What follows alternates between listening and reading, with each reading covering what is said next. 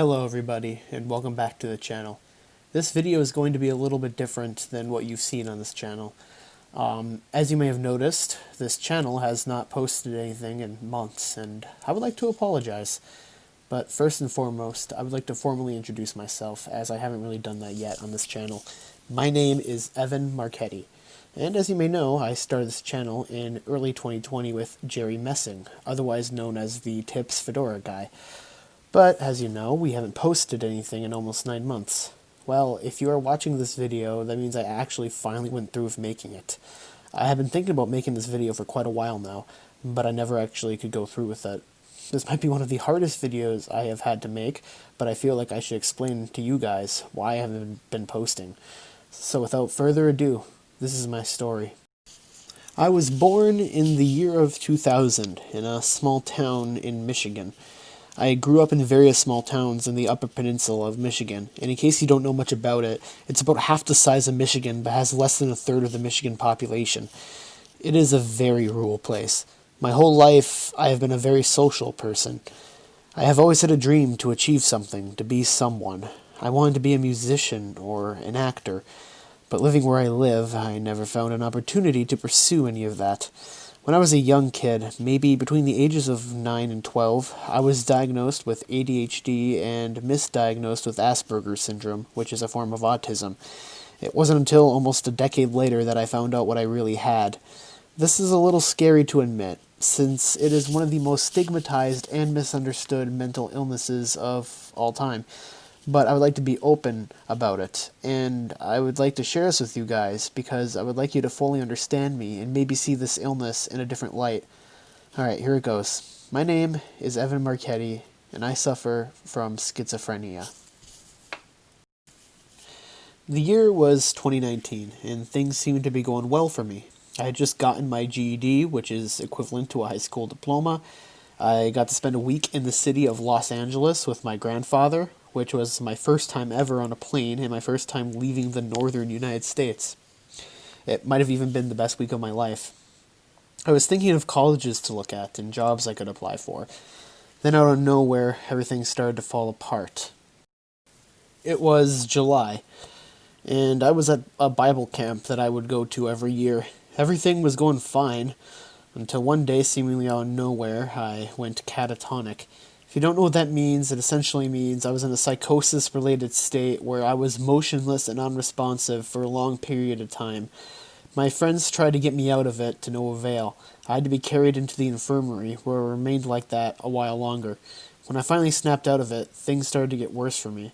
After I left camp, I started hearing voices, screams, and shouts in my head. I started hallucinating that I was surrounded by fire and demons, and I was thinking of violent things. It was hell, and I went to see my psychiatrist, who then diagnosed me with schizoaffective disorder, which is a condition that has traits of both schizophrenia and bipolar disorder. He started me on medication right away, and I slowly started to get better.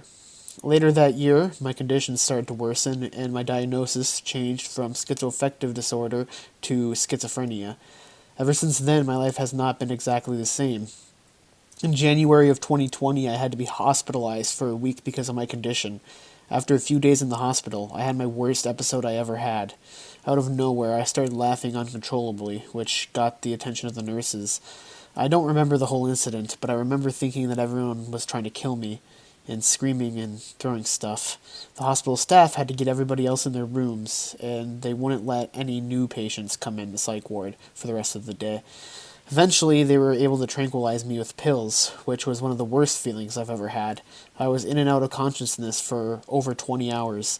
I would wake up and not be able to move, and I was terrified and didn't know what happened. Luckily for me, I got into a more stable condition and got released 4 days later. It was not long after that me and Jerry started this channel. For a little while, I felt somewhat normal again.